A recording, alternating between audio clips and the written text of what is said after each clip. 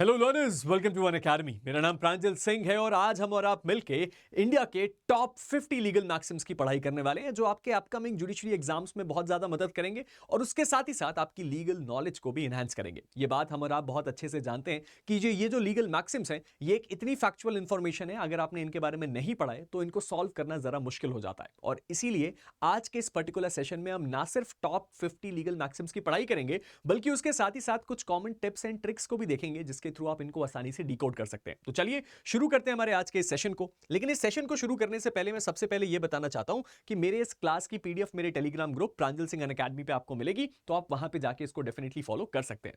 शुरू करते हैं आज के इस सेशन को और समझने की कोशिश करते हैं कि हमें लीगल मैक्सिम्स को डिकोड कैसे करना है। सबसे पहले मैंने यहां पे कुछ कीवर्ड्स लगा दिए और उनके बेसिक मीनिंग बता दिए। अगर आपने इन कीवर्ड्स को याद कर लिया तो आपको उससे यह समझ में आ जाएगा कि लैटिन में उस शब्द का मतलब क्या होता है। तो अगर इन केस कोई ऐसा मैक्सिम आता है जो इन 50 से भी अलग है या फिर कोई ऐसा मैक्सिम है जिसके बारे में आपने आज तक सुना भी नहीं है, तो भी आप उसको इजीली डिकोड कर सकते हैं। जैसे कि लेक्स और ज्यूरिस का मतलब हमेशा होता है लॉ, लीगल राइट, यानी कि वो किसी लीगल ऑब्लिगेशन के बारे में बात करता है। एक्टिस एक्टिव का मतलब होता है किसी प्रकार का कोई एक्शन। मेंस का मतलब हमेशा माइंड यानी कि मेंटल एलिमेंट होता है। रेस का मतलब होता है कोई भी थिंग या कोई भी मैटर। नेमो का मतलब होता है नो वन, यानी कि आप कभी भी किसी के बारे में बात नहीं कर रहे, जैसे कि नेमो जुडेक्स इन कॉसा सुआ। उसके साथ ही साथ नॉन का मतलब होता है नॉट। ध्यान रखिएगा, नेमो किसी इंडिविजुअल के बारे में बात करता है यानी कि कोई भी व्यक्ति यहां पे नहीं है। नॉन जो है वो बात करता है नॉट, यानी कि कोई भी चीज नहीं होगी। साइन का मतलब होता है विदाउट, यानी कि किसी भी चीज के बिना। और एक्स और एब का मतलब होता है फ्रॉम, आउट ऑफ विच, यानी कि ये हमेशा कब लगाया जाएगा, किसी चीज के सफिक्स की तरह कि इस चीज के कारण ये चीज हुई। अब ये चीज अभी आपको समझने में थोड़ी मुश्किल लगेगी, लेकिन जब हम इसको अभी प्रैक्टिकल सेंस में देखेंगे तो शायद आपको बहुत अच्छे से चीजें समझ में आने लग जाए। उसके साथ ही साथ इनकैपेसिटियस या कैपेक्स का मतलब होता है कैपेबल या इनकैपेबल, यानी कि आप किसी चीज को करने के लायक हैं या नहीं है। वायरस का मतलब होता है पावर, एक बहुत इंपॉर्टेंट कीवर्ड है जो आपको बहुत ज्यादा जगह पे देखने को मिलेगा। कंसेंसस का मतलब होता है एग्रीमेंट। इग्नोरेंशिया का मतलब होता है इग्नोरेंस। ऑडियर का मतलब होता है हियर, किसी चीज को सुनना, किसी चीज को एक रीजनेबल अपॉर्चुनिटी देना। प्रोबेयर का मतलब होता है टू प्रूव। जुडेक्स या जुडिकेटा का मतलब होता है जज, ये भी बहुत ज्यादा इंपॉर्टेंट लिया जाता है। और फॉल्सस का मतलब होता है फॉल्स। यही वो कारण है इसलिए हमें कई ऐसे वर्ड लगते हैं कि इनका मतलब बिल्कुल लिटरल सेंस में, जैसे कि फॉल्स का मतलब फॉल्स होता है। इस तरह की चीजें हमारे मोस्ट कॉमनली टर्म्स में इस्तेमाल करी जाती हैं। और अगर आप इन टर्म्स के साथ वेल वर्स्ड हैं तो 90% जो लीगल मैक्सिम्स हैं उनको आप डिकोड कर लेंगे। लेकिन सर आपने तो 50 लीगल मैक्सिम्स बोला था, तो चलिए शुरू करते हैं और समझने की कोशिश करते हैं एक एक लीगल मैक्सिम को काफी अच्छी तरह से डिटेल में। सबसे पहला हमारे पास एक लीगल मैक्सिम आता है ओबी जस ईबी रेमेडियम। हमें यह बात बहुत अच्छे से पता है कि जो रेमेडियम है इसका मतलब होता है रेमेडी। अब इस चीज को ध्यान से समझ लीजिए कि जो पूरा का पूरा टॉट लॉ है वो इसी मैक्सिम के ऊपर बेस्ड है, जो कहता है where there is a right there is a remedy, यानी कि हर एक लीगल राइट के लिए एक लीगल रेमेडी का होना जरूरी है। अगर मेरा कोई अधिकार है और उसको कोई वायलेट करता है तो उसके लिए मुझे रेमेडी मिलना मेरा एक जन्म सिद्ध अधिकार है। उसके साथ साथ अगली चीज आती है ऑडी अल्ट्रम पार्टम।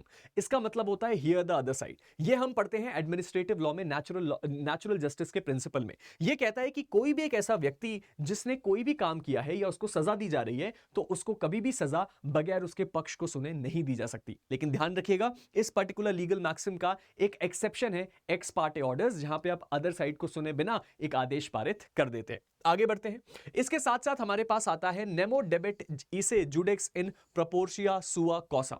इसको शॉर्ट फॉर्म में एग्जाम्स में पूछा जाता है नेमो जुडेक्स इन कॉसा सुआ, जिसका मतलब होता है no one should be the जज ऑफ हिज ओन कॉज। ये भी नेचुरल जस्टिस का एक बहुत ही ज्यादा इंपॉर्टेंट मैक्सिम है, जिसका मतलब होता है कि कभी भी कोई व्यक्ति अपने खुद के जो कॉजेस हैं उसका जज नहीं हो सकता, यानी कि पार्शियलिटी नहीं कर सकता। मैं अपने ही फैमिली के किसी केस का जज नहीं हो सकता क्योंकि मैं हमेशा उनके फेवर में जजमेंट दूंगा। इसके बाद हमारे पास अगला मैक्सिम आता है एक्टिस नॉन फसिट्रियम निसी मेंसेट रिया। यह भी बहुत ज्यादा इंपॉर्टेंट मैक्सिम है जिसको हम कई जगहों पे यूज करते हैं, जिसका मतलब होता है an act does not make a person guilty unless the mind is also guilty. ये हम फॉलो करते हैं भारतीय न्याय संहिता में।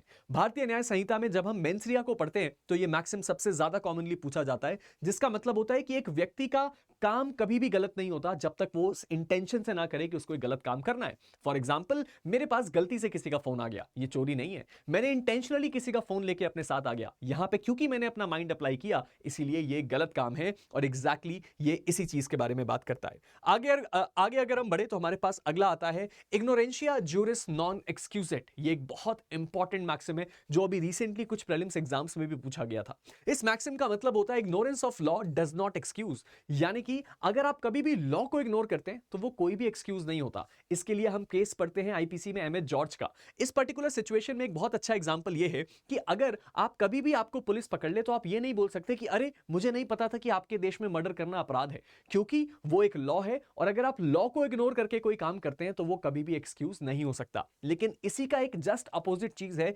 इग्नोरेंशिया फैक्ट एक्सक्यूज इट। इसका मतलब होता है कि इग्नोरेंस ऑफ फैक्ट हमेशा एक एक्सक्यूज है, यानी कि आप इसको एक एक्सक्यूज की तरह इस्तेमाल कर सकते हैं। फॉर एग्जाम्पल, अगर आपको कोई मिस्टेक ऑफ फैक्ट हुआ, आप किसी ए व्यक्ति को गोली मारना चाहते थे क्योंकि आपको कोर्ट ने पावर दी थी कि आप एनकाउंटर कर सकते हैं, लेकिन उसकी जगह गलती से गोली बी को लग गई, तो या आपने गलती से गोली बी को मार दी, तो इस सिचुएशन में आपकी गलती नहीं हो सकती डिपेंडिंग अपॉन द केस। यानी कि फैक्ट को इग्नोर किया तो माफी मिल सकती है, लेकिन लॉ को इग्नोर किया तो कोई माफी मिलने का प्रावधान नहीं है। ये दोनों आईपीसी के बहुत इंपॉर्टेंट प्रोविजंस हैं। इसके बाद हमारे पास अगले मैक्सिम्स आते हैं, lex injusta non est lex. इसका मतलब क्या होता है? An unjust law is no law at all. ये हम बात करते हैं कॉन्स्टिट्यूशनल लॉ में। इसका मतलब होता है कि एक ऐसा कानून जो अपने आप में आर्बिट्ररी है या लोगों के साथ भेदभाव करता है, वो कानून हो ही नहीं सकता। और जुडिशियल रिव्यू में इस चीज के बहुत ज्यादा इस्तेमाल किया जाता है। इसके बाद हमारे पास अगला आता है सैलिस पॉपुली सुप्रीमा लेक्स एस्टो। अब ये इतना कंफ्यूजिंग सी चीज क्या है? ये कह रहा है the welfare of the people is the supreme law, यानी कि कभी भी हमारे देश में कोई भी कानून बनेगा तो उसमें सबसे मेन ऑब्जेक्टिव जो होगा वो होगा वेलफेयर ऑफ पीपल, और इसको हमेशा टॉप पे रखा जाएगा, बाकी चीजें इसके बाद आती हैं। यानी कि एक ऐसा गवर्निंग प्रिंसिपल जिसको डीपीएसपी के साथ पढ़ा जा सकता है कॉन्स्टिट्यूशनल लॉ में, और ये भी एक बहुत ज्यादा इंपॉर्टेंट मैक्सिम है। इसके बाद अगर हम आगे बढ़े तो हमारे पास अगली चीज आती है कंसेंसस एड आइडम। इसका मतलब क्या होता है? एग्रीमेंट ऑन द सेम चीज, यानी कि fundamental requirement for a valid contract. जब हम कॉन्ट्रैक्ट लॉ में डील करते हैं तो हम ये देखते हैं कि जब दो पार्टीज इस बात को लेकर एक एग्रीमेंट करती हैं कि हां आपका ऑफर हम एक्सेप्ट करते हैं, तो हम क्या कहते हैं कि दोनों पार्टीज ने सेम फैक्ट के ऊपर अपना कंसेंट जताया है, और ये मैक्सिम उसी प्रिंसिपल को स्टैब्लिश करता है। इसके बाद हमारे पास आता है पैक्टा संट सर्वेंडा। इसका मतलब क्या कहता है? Agreements must be kept. International law का एक बहुत ही इंपॉर्टेंट मैक्सिम जो कि बहुत सारे एग्जाम्स में पूछा गया है। इसका मतलब यह होता है कि अगर कभी भी कोई एग्रीमेंट किया जाता है तो उस एग्रीमेंट को कंटिन्यू करना दोनों पार्टीज की ऑब्लिगेशन है, या जो भी उस एग्रीमेंट के पार्टीज हैं उनके ऊपर यह ऑब्लिगेशन है कि वो हमेशा उस एग्रीमेंट की रिस्पेक्ट करें। अगले हमारे पास जो मैक्सिम्स हैं उसमें आता है हमारे पास caveat emptor. Caveat emptor again एक बहुत ही ज्यादा कॉमन मैक्सिम जो कि हम में से बहुत सारे लोगों ने इससे पहले से पढ़ के रखा है। इस मैक्सिम का मतलब होता है लेट द बायर बीवेयर, यानी कि कोई भी ऐसा व्यक्ति जो क्या कर रहा है, जिसकी कोई रिस्पॉन्सिबिलिटी है किसी चीज को सेल करने की या किसी चीज को किसी प्रॉपर्टी को ट्रांसफर करने की, तो उसकी रिस्पॉन्सिबिलिटी ये भी है कि वो व्यक्ति जो उस प्रॉपर्टी की ओनरशिप ले रहा है, वो नया ओनर, उसको इस प्रॉपर्टी के बारे में सारी की सारी चीजें पता हो। यानी कि वो जो बायर है उसको ये बात एग्जैक्टली पता होनी चाहिए कि वो जिस चीज को परचेस कर रहा है उसमें कोई ऐसी बात तो नहीं है जिसके कारण उसको बाद में नुकसान हो। इसके बाद हमारे पास आता है क्विड प्रो क्वो। ये हमने बहुत रिसेंटली शब्द को सुना है। इसका मतलब होता है समथिंग फॉर समथिंग, यानी कि आप अगर एक चीज के बदले किसी व्यक्ति को कोई दूसरी चीज दे रहे हैं, that means quid pro quo. आगे अगर बढ़े तो हमारे पास एक और मैक्सिम आता है nemo dat quod non habet. इसका मतलब क्या है? No one can give what he does not have. इसका मतलब आप कभी भी कोई एक ऐसा राइट ट्रांसफर नहीं कर सकते जिसका पोजेशन या जिसका राइट आपके पास है ही नहीं। तो फॉर एग्जाम्पल, अगर कोई गाड़ी मेरी है नहीं तो मैं उस गाड़ी को बेच नहीं सकता। मैं जाके किसी फॉरेन सेलर को किसी मूवी की तरह ताजमहल नहीं बेच सकता, क्योंकि मेरे पास उस प्रॉपर्टी का राइट ही नहीं है।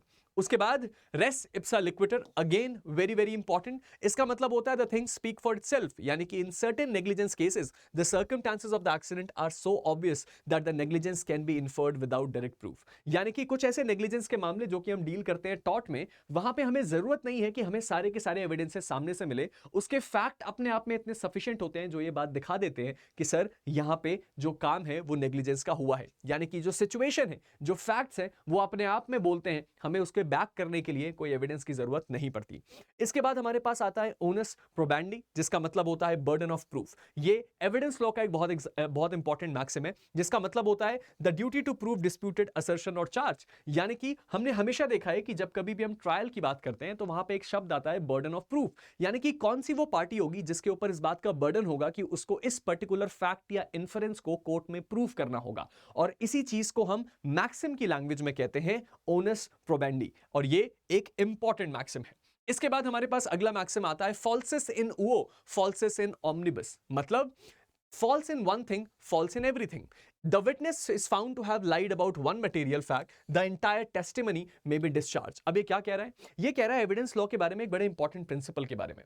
ये कह रहा है कि अगर एक व्यक्ति है जिसने एक टेस्टिमनी दी है और अगर उसकी टेस्टिमनी में हमें ये पता चला है कि सर्टेन पोर्शन झूठ है या वो गलत बोल रहा था, तो ये पॉसिबली हो सकता है, मे बी ऐसा हो सकता है कि उसकी पूरी की पूरी टेस्टिमनी कोई क्या कर दिया जाए, खारिज कर दिया जाए, क्योंकि अगर वो एक चीज में गलत है तो शायद उसकी पूरी की पूरी टेस्टिमनी ही गलत है।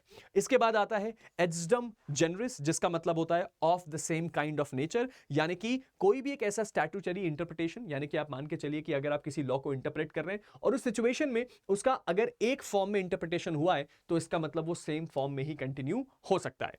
आगे बढ़े तो हमारे पास अगला जो मैक्सिम आता है वो आता है एक्सप्रेसियो उनिस एस्ट एक्सक्लूसियो ऑल्ट्रिस। इसका मतलब होता है the express mention of one thing excludes all others. If a statute specifically list what is included, the anything which is not instituted is excluded. अब इसका मतलब बड़ा सिंपल सा है, अगर हमारे देश में कोई ऐसा कानून है या इन जनरल कोई ऐसा कानून है जो स्पेसिफिकली बताता है कि इन इन चीजों के ऊपर वो अप्लाई होगा, तो बाय डिफॉल्ट वो सारी चीजें जो इस लिस्ट में मेंशन नहीं है वो एक्सक्लूड कर दी जाएंगी। इसका सबसे अच्छा एग्जांपल क्या है? कंपाउंडेबल ऑफेंसेस सीआरपीसी में।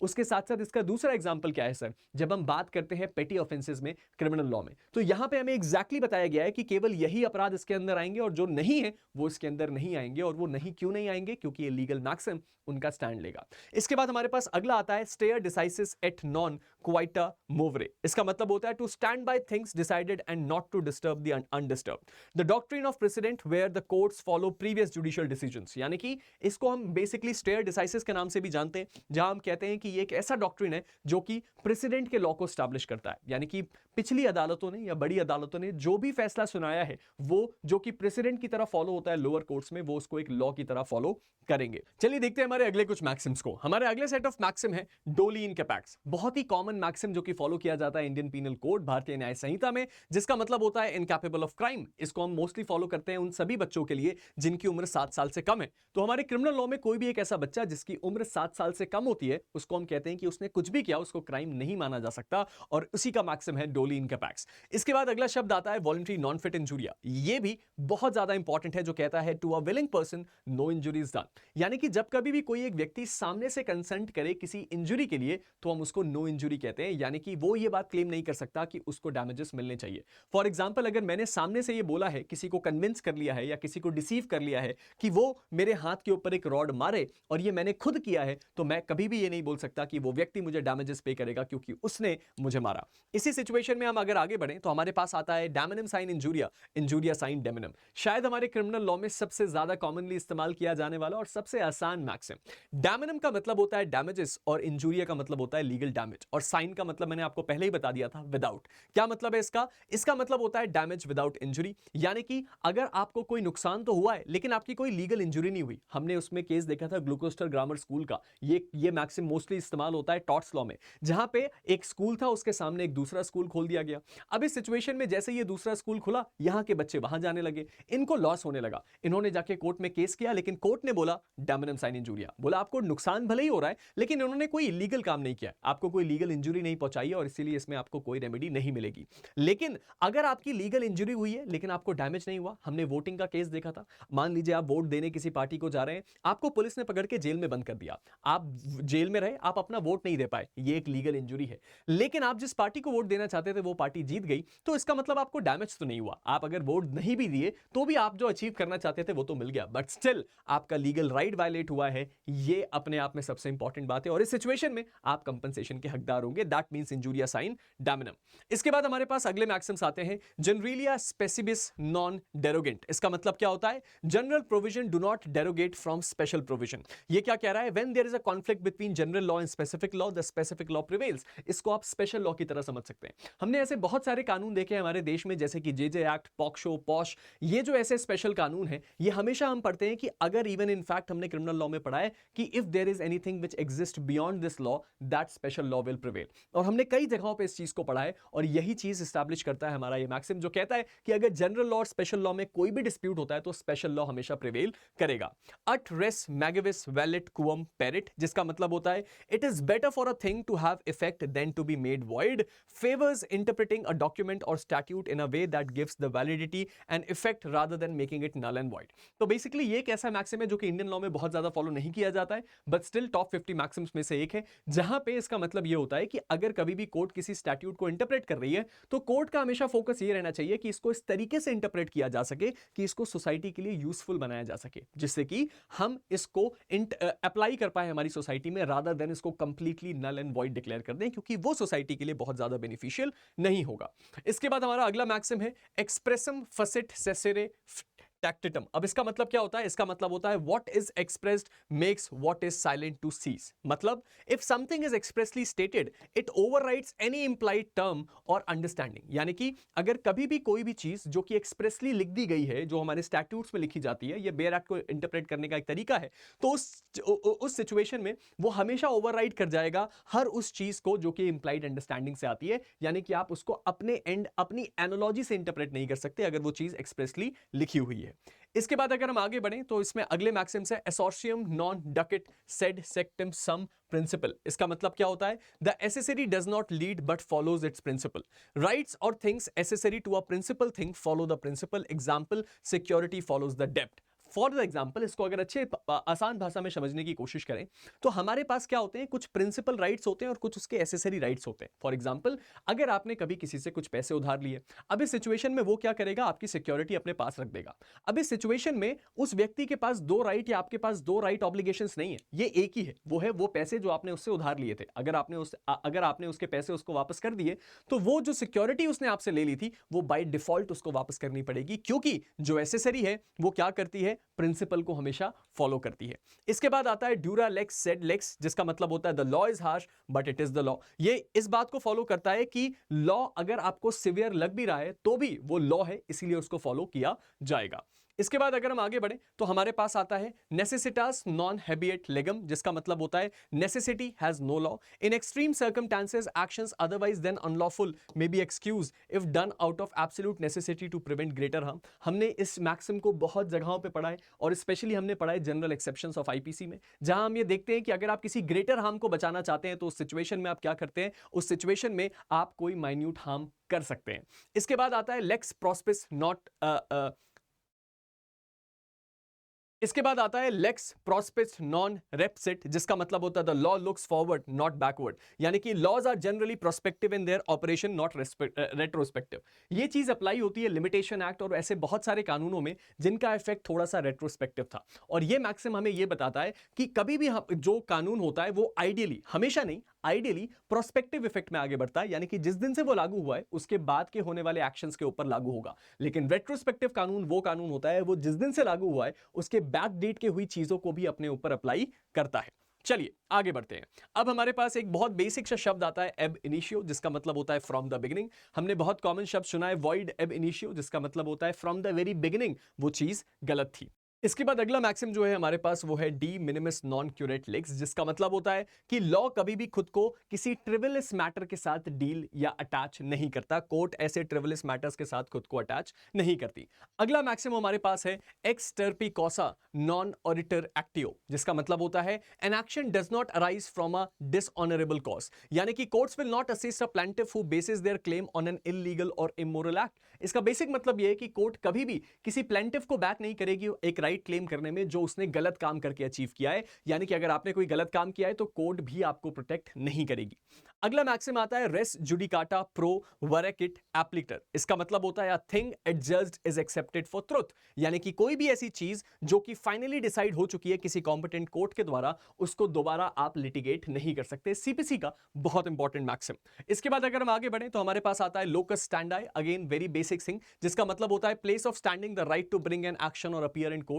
यहां पे आपने बहुत कॉमनली सुना होगा ऐसी रील्स में जहां पे जज साहब पूछते हैं कि आपका लोकस स्टैंडाई क्या है। यानी कि वो ये पूछते हैं कि आप किस अधिकार से इस केस में खड़े हैं या आप कौन हैं जो इस केस को रिप्रेजेंट कर रहे हैं। इसके बाद हमारे पास एक मैक्सिम आता है ultra vires, again very obvious, जिसका मतलब होता है बियॉन्ड द पावर्स। यानी कि ये जो चीज है वो क्या हो गई, अल्ट्रा वायरस डिक्लेयर हो गई। सुप्रीम कोर्ट ने इस कानून को अल्ट्रा वायरस बोल दिया। यानी कि ये जो कानून है ये बियॉन्ड द पावर हो गया, गलत है फ्रॉम द स्क्रैच, क्योंकि आपने जो बनाया है अपनी पावर को एक्सेस करके बनाया है। इसके बाद अगर हम आगे बढ़े तो हमारे पास आता है इंट्रा वायरस। ये इंट्रा वायरस हमने बहुत कम सुना है क्योंकि इसको डिक्लेयर करने की जरूरत नहीं होती। तो बेसिकली कभी भी कोई काम जो कि विद इन द पावर किया जाए, अपने अधिकार क्षेत्र, अपने जुरिस्डिक्शन के अंदर किया जाए, उसको हम इंट्रा वायरस कहते हैं। इसके बाद आता है एडहॉक। एडहॉक का मतलब होता है for this purpose, something created और done for the specific immediate purpose. तो कोई भी एक ऐसा काम जो कि आप इफेक्टिव इमीडिएटली करें, यानी कि कोई ऐसा एक्शन आप लें जिसका काम इसलिए, जिसका यूज ये है कि वो तुरंत आपके एक्शन में आ जाए, उसको हम कहते हैं एडहॉक। अगला जो हमारे पास इंपॉर्टेंट मैक्सिम है उसका मतलब है इंटर विवोस, जिसका मतलब होता है बिटवीन द लिविंग पर्सन। ये मोस्टली डील करता है विल के मैटर्स में। जब कभी भी कोई व्यक्ति अपने विल से बिसाइड जाके कोई गिफ्ट करता है और उसके अगेंस्ट कोई क्लॉज आता है या उसके अगेंस्ट कोई क्लेम आता है, तो हम इस मैक्सिम का इस्तेमाल करते हैं। अगला हमारे पास आता है पर इंक्यूरियम, जिसका मतलब होता है थ्रू लैक ऑफ केयर, यानी कि कभी भी कोई जजमेंट या ऑर्डर जो कि पास कर दिया जाता है लेकिन उसमें किसी रेलेवेंट फैक्ट को या किसी इंपॉर्टेंट फैक्ट को इग्नोर कर दिया जाता है या वो एक्सीडेंटली इग्नोर हो जाता है, तो हम इस पर्टिकुलर मैक्सिम के बारे में बात करते हैं। इसके बाद हमारे पास आता है रेशियो डिसेंडाई, जिसका मतलब होता है the reason for a decision. हमने बहुत बार सुना है इसको। रेशियो डिसेंडाई का मतलब ये होता है कि किस कारण और किस ऑब्जर्वेशंस के बेस पे आपने ये पर्टिकुलर फैसला सुनाया। उसके बाद हमारे पास आता है ऑबिटर डिक्टा, जिसका मतलब होता है things said by the way, remarks made by a जज in the judgement that are not essential to the decision but may offer a persuasive opinion. यानी कि जज के द्वारा कही गई वो बातें जो कि जजमेंट में भले ही ना लिखी हो, लेकिन वो उसका ऑब्जर्वेशन था कोर्ट में, तो उसको हम ऑबिटर डिक्टा कहते हैं। इसके बाद अगर हम आगे बढ़ें तो हमारे पास आखिरी के 3 जो मैक्सिम्स है उसमें सबसे पहला है पर क्यूरियम, जिसका मतलब होता है बाय द कोर्ट, यानी कि कोर्ट का कोई भी डिसीजन या ओपिनियन जो कि किसी होल मैटर पे या up to their own authority से आया है। इसके बाद हमारे पास आता है विजिलेंटिबिस नॉन डोरमेंटिबिस एक्विटिस सबवेंट। ये एक बहुत इंपॉर्टेंट मैक्सिम है जिसका मतलब होता है equity aids the vigilant not those who sleep in their rights. Limitation law का ये बहुत इंपॉर्टेंट मैक्सिम है। अगर आपके एग्जाम में लिमिटेशन लॉ है तो शायद ये मैक्सिम आपको याद करके जाना चाहिए, जिसका मतलब होता है कि लॉ भी उन्हीं को प्रोटेक्ट करता है जो खुद अपने राइट के लिए विजिलेंट है। फॉर एग्जांपल, अगर मेरे पास ये अधिकार है कि मैं कोर्ट में 3 साल के अंदर जाके अपना केस फाइल करूं और मैं चौथे साल कोर्ट जाऊंगा और कोर्ट मुझे बोलेगी कि मेरा टाइम खत्म हो गया, जिस पे अगर मैं अपील फाइल करूंगा तो कोर्ट का जवाब होगा ये मैक्सिम, जो कहता है कि आप खुद अपने अधिकार को लेकर इतना जागरूक नहीं थे तो लॉ भी आपके लिए इतना ज्यादा जागरूक नहीं होगा।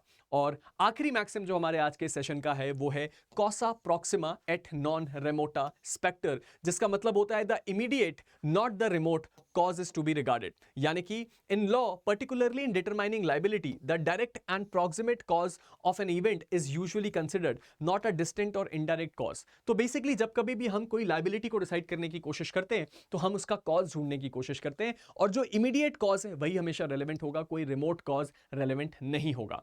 तो ये थे हमारे टॉप 50 मैक्सिम्स। आई होप आपको समझ में आया हो। ये पीडीएफ जिसके अंदर ट्रिक्स भी मेंशन्ड है इनको याद करने की, वो आपको मेरे टेलीग्राम पे मिल जाएगी, जिसका नाम है प्रांजल सिंह अनअकैडमी। इसको अभी तक फॉलो नहीं किया है तो फॉलो कर लीजिए। अगर आप मुझसे डायरेक्टली बात करना चाहते हैं वो भी यहीं पे हो जाएगा और उसके साथ साथ आपकी बाकी सारी जरूरतें यहां पे पूरी हो जाएंगी। जाने से पहले कुछ इंपॉर्टेंट बात, हमारा जुडिशरी आइकॉनिक प्रो एक ऐसा सब्सक्रिप्शन प्लान जहां आप अपने फेवरेट एजुकेटर को अपना पर्सनल मेंटोर बना सकते हैं, वो हमारे प्लेटफॉर्म पे अवेलेबल है। आज ही इसको ज्वाइन कीजिए और अपनी जजशिप की जर्नी को अपने फेवरेट एजुकेटर के साथ किक स्टार्ट कीजिए।